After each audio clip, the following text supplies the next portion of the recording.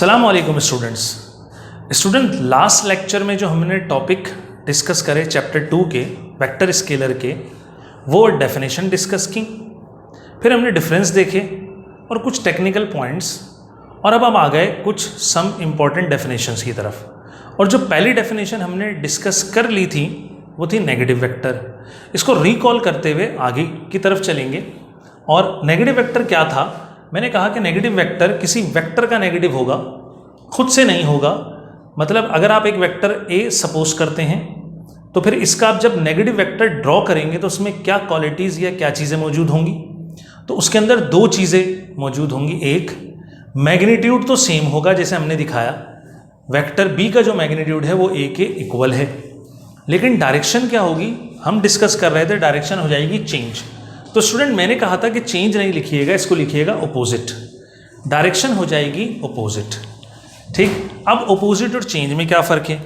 जैसे अगर आपने एक वेक्टर बनाया ए, कोई भी वेक्टर से ए है ये, और अगर मैं कहूँ कि एक और वेक्टर बनाए जिसकी डायरेक्शन चेंज हो, तो चेंज वेक्टर ऐसे बनाया जा सकता है, ये वेक्टर बी। तो इन दोनों की डायरेक्शन क्या है? चेंज है। ये वेक्टर भी चेंज डायरेक्शन को शो करेगा बी, या मैं इसका नाम रख देता हूं सी। ये वेक्टर भी चेंज डायरेक्शन को क्या कर रहा है? शो कर रहा है। लेकिन अब दोनों में फर्क क्या है? चेंज तो दोनों हैं, लेकिन क्या दोनों अपोजिट हैं? तो हरगिज नहीं। इनमें अपोजिट है A and B. A and C opposite direction रखते हैं और इनकी डायरेक्शन चेंज भी है। मतलब आप चेंज का वर्ड, ठीक है, ए और सी वेक्टर के लिए यूज कर सकते हैं, लेकिन जो प्रॉपर वर्ड है वो क्या करेंगे? अपोजिट। अब इस अपोजिट में प्रॉपर क्या बात है? अगर मैं इस सी को ऐसे यहां पर रिप्रेजेंट करूं तो फिर आपको वाज़ेह एक चीज दिखेगी, इस सी वेक्टर और ए वेक्टर में जो डिफरेंस है या जो एंगल बन रहा है वो कितना बन रहा है? 180 डिग्री का। तो याद रखिएगा, वेक्टर में जहां पर आपको कहा जाएगा अपोजिट है, तो ये अपोजिट एंगल के पॉइंट ऑफ व्यू से क्या शो करेगा कि 180 डिग्री का एंगल ड्रॉ हो रहा है। या 180 डिग्री अगर एंगल ड्रॉ हो रहा है तो एग्जैक्टली फिर वहां पर क्या होगा कि वहां पर वो दोनों वेक्टर क्या होंगे? अपोजिट होंगे। तो बात कॉन्क्लूड यहां पर करता हूं कि जो वेक्टर अपोजिट है उनकी डायरेक्शन चेंज तो है, लेकिन जरूरी नहीं है कि सारे चेंज जो वेक्टर हो उनकी डायरेक्शन अपोजिट हो। मतलब अगर मैं ए और बी की बात करूं तो ए और बी में डायरेक्शन चेंज तो है, लेकिन 180 डिग्री का एंगल नहीं है। तो हमें एक और ख़ास बात पता लगी नेगेटिव वेक्टर्स के लिए कि अगर ए और बी हम कह रहे हैं कि एक दूसरे के नेगेटिव वेक्टर हैं, तो according to definition they have the same magnitude और number but in opposite direction. ठीक, और इन्हीं वेक्टर को हम क्या कहेंगे? नेगेटिव वेक्टर कहेंगे। और एक और बात, इन नेगेटिव वेक्टर्स के बिटवीन जो एंगल होगा वो कितना होगा? वो 180 डिग्री का एंगल होगा। तो अगर स्टूडेंट एमसीक्यूज में ये आ भी जाता है the angle between the negative vectors is always, तो आप लिखेंगे 180 डिग्री। या ये भी आ सकता है कि if the angle between the vectors is 180 degree then they are also known as, तो आप बोलेंगे उनको आप अपोजिट वेक्टर्स भी बोल सकते हैं। अब अगर मैं इसकी कोई एग्जाम्पल आपके सामने कोट करूं तो इसकी बहुत सारी एग्जाम्पल्स मौजूद हैं। जैसे बैलेंस फोर्सेस में जो एक्शन रिएक्शन फोर्सेस का पेयर होता है वो एग्जैक्टली आपके नेगेटिव वेक्टर्स को शो करता है। ठीक, तो ड्रॉ करके दिखाता हूं स्टूडेंट्स, ये आपने पढ़ा भी है पहले।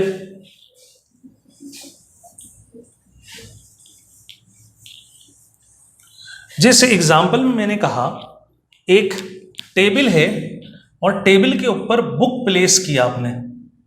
अगर मैं आपसे न्यूटन थर्ड लॉ के अकॉर्डिंग बात करूं जो आपने पढ़ा है, तो न्यूटन थर्ड लॉ क्या था कि एक फोर्स होगी जो एक्शन होगा और उसके इक्वल एंड अपोजिट फोर्स होगी, वो क्या होगा? उसका रिएक्शन होगा। अब क्या फोर्स वेक्टर है? जी स्टूडेंट, फोर्स वेक्टर है। अब अगर मैं यहां पर पूछूं कि यहां पर एक्शन और रिएक्शन फोर्सेस कहां हैं, तो हमें पता है कि इस बुक का जो वेट है on table vertically downward towards the centre of the earth, ये इसका क्या होगा? एक्शन। और न्यूटन थर्ड लॉ के अकॉर्डिंग बिल्कुल एग्जैक्टली जितना एक्शन है वो अपोजिट डायरेक्शन और इक्वल अमाउंट में ऊपर की तरफ होगा रिएक्शन। अगर आप गौर से देखें तो इन दोनों के लिए न्यूटन थर्ड लॉ में क्या वर्ड यूज किए गए कि ये अपोजिट इन डायरेक्शन है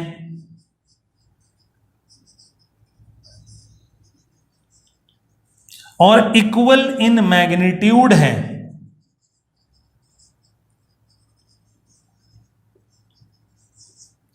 मतलब कि इन दोनों की डायरेक्शन अपोजिट है और इक्वल इन मैग्नीट्यूड है। तो मैच कीजिए स्टूडेंट, क्या ये वाला केस आपके नेगेटिव वेक्टर से नहीं मैच करता? बिल्कुल करता है। नेगेटिव वेक्टर भी तो वही होते हैं जिनकी डायरेक्शन अपोजिट होती है और इक्वल इन मैग्नीट्यूड होते हैं। अब दूसरी बात कि अपोजिट वर्ड यूज करा तो एंगल कितना होगा? 180 डिग्री। तो आप बहुत गौर से और वाज़े तौर पे देख सकते हैं यहां पर इन दोनों के बिटवीन एंगल कितना है? 180 डिग्री एंगल है। तो ये जो बैलेंस फोर्सेस एक्शन रिएक्शन का जो पेयर है ये एग्जैक्टली नेगेटिव वेक्टर होते हैं एक दूसरे के। इनका अपोजिट डायरेक्शन होती है और इक्वल इन मैग्नीट्यूड होती हैं। ठीक है, तो ये भी आपने पढ़ा, तो ये नेगेटिव वेक्टर वहां पर लाई करते हैं। आगे बढ़ते हैं स्टूडेंट्स और नेक्स्ट डेफिनेशन की तरफ चलते हैं, नंबर 2, और वो डेफिनेशन है इक्वल वेक्टर्स।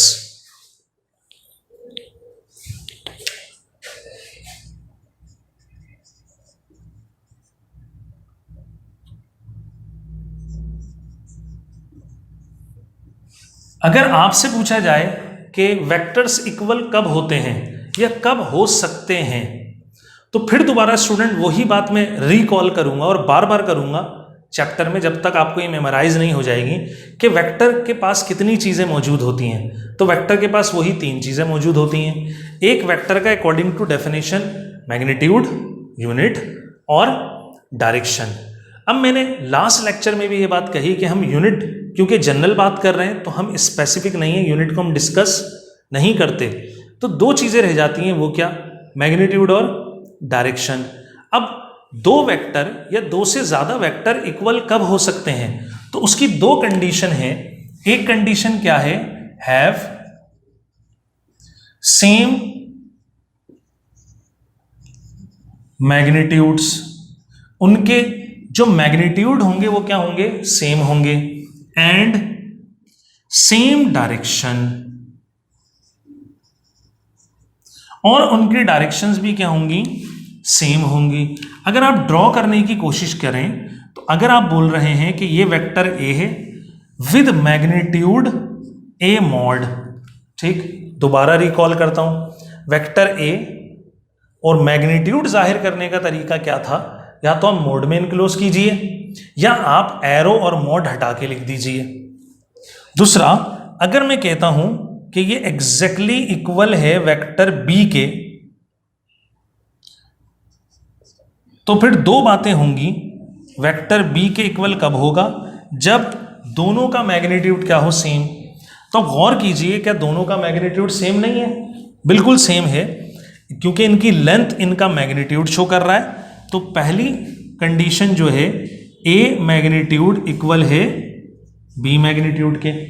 दूसरी कंडीशन देखिए, डायरेक्शन सेम होनी चाहिए। तो आपको दिख रहा है कि दोनों की डायरेक्शन भी क्या है स्टूडेंट्स? सेम है। तो ये दोनों वेक्टर ए और बी कौन से वेक्टर्स होंगे? इक्वल वेक्टर्स होंगे। तो बहुत आसान सी एक डेफिनेशन कि 2 वेक्टर या 2 से ज्यादा वेक्टर इक्वल कब हो सकते हैं? When they have the same magnitude and same direction. Next definition की तरफ बढ़ते हैं स्टूडेंट्स।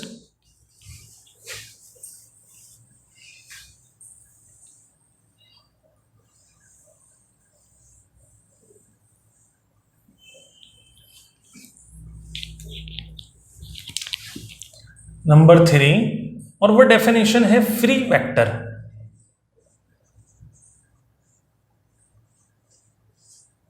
अब अगर आपसे ये पूछा जाए कि फ्री का मतलब क्या है और इसको वेक्टर के साथ लगा दिया। अब अगर आप सिर्फ वेक्टर हो तो आप जानते हैं वेक्टर वो जिसका मैग्नीट्यूड और डायरेक्शन होगी। फ्री का क्या मतलब है? मतलब वेक्टर को जब फ्री करा तो फ्री उर्दू में कहते हैं आज़ाद को। यहाँ जो वर्ड फ्री का वर्ड यूज किया गया है वो आज़ाद के लिए, मतलब एक ऐसा वेक्टर है जो आज़ाद है। अब सवाल ये, इसमें क्या चीज़ आज़ाद है या फ्री है? Magnitude, direction? नहीं, ये पूरा वेक्टर फ्री बिहेव करेगा। कैसे करेगा? मतलब अगर आप बोल रहे हैं, पहले मैं एक्सिस ड्रॉ कर देता हूं, एक्स एक्सिस, वाई एक्सिस, और एक और एक्सिस ड्रॉ करेंगे हम, जेड एक्सिस। तो स्टूडेंट इस एक्सिस से आप फेमिलियर नहीं हैं, तो पहले मैं आपको ये एक्सिस, क्योंकि हम इन एक्सिस को आगे वेक्टर की डेफिनेशंस में और पूरे चैप्टर में कंटिन्यू करेंगे, तो मैं आपको इनसे भी फेमिलियर करता हूं कि ये एक्सिस क्या है। अगर मैं आपको कहूं कि ये एक्स और वाई एक्सिस क्या है, ठीक, तो आपने ग्राफ में पढ़ा, लेकिन नहीं, मैं कहूं कि हैं क्या ये, तो फिर आप शायद सोच में पड़ जाएंगे हैं क्या। तो बहुत आसान सी बात स्टूडेंट, ये दो परपेंडिकुलर लाइंस का सेट है, दो ऐसी लाइन जो म्यूचुअली परपेंडिकुलर है। मतलब अगर मैं इसको x माइनस एक्स, वाई और माइनस वाई कहता हूं, तो आप इन लाइंस को अगर गौर से देखेंगे तो ये ऐसी लाइन है जो म्यूचुअली परपेंडिकुलर है। अब एक और वर्ड यूज किया स्टूडेंट, क्योंकि इसके अंदर कुछ टर्म्स ऐसी आएंगी जो आपने याद रखनी है। पहले मैंने एक टर्म यूज की थी अपोजिट, और एंगल के पॉइंट ऑफ व्यू से मैंने कहा था कितना एंगल होगा, 180 डिग्री। अब मैंने एक और टर्म यूज करी, वो क्या है, परपेंडिकुलर, या आप सुनेंगे नॉर्मल, और एंगल के पॉइंट ऑफ व्यू से आप लेंगे इसको 90 डिग्री। मतलब अगर 180 डिग्री कहीं एंगल बन रहा है तो आपके माइंड में आ जाना चाहिए कि अपोजिट है, और अगर 90 डिग्री बन रहा है तो आपके दिमाग में आ जाना चाहिए परपेंडिकुलर है, या परपेंडिकुलर लिखा हुआ है तो एंगल कितना ड्रॉ हो रहा है, 90 डिग्री। मैंने कहा म्यूचुअली परपेंडिकुलर है, मतलब कि एक्स एक्सिस वाई पर परपेंडिकुलर है, वाई के साथ 90, और वाई एक्सिस एक्स के साथ 90 बना रहा है। तो ये जो म्यूचुअली परपेंडिकुलर लाइन का सेट है, इसी को आप क्या बोलते हैं, ठीक है, एक्सिस कोऑर्डिनेट एक्सिस या रेक्टेंगुलर कोऑर्डिनेट एक्सिस सिस्टम भी कहते हैं। लेकिन अब हमने एक और एक्सिस इंट्रोड्यूस करवाया, वो कौन सा है, वो जेड एक्सिस है। ठीक, अब ये जेड एक्सिस कैसे है एग्जैक्टली अगर मैं कहूं कि एक्स और वाई कैसे हैं, जैसे आपको बोर्ड पे दिख रही हैं ऐसे ही हैं, तो हाँ ये बिल्कुल ऐसे ही हैं जैसे बोर्ड पर दिख रहे हैं। ये कोप्लेनर है, मतलब बोर्ड की प्लेन पर है। लेकिन अगर मैं आपसे सवाल करूं जेड एक्सिस ऐसे ही है जैसे आपको तिरछा या आड़ा बोर्ड पर दिख रहा है, तो जवाब होगा नहीं, ये ऐसे नहीं है। अब ये है कैसे, ये स्टूडेंट कुछ इस तरह है। आप सपोज कर लीजिए मेरे हाथ में ये 3 मार्कर हैं, ब्लैक, ब्लू और ग्रीन।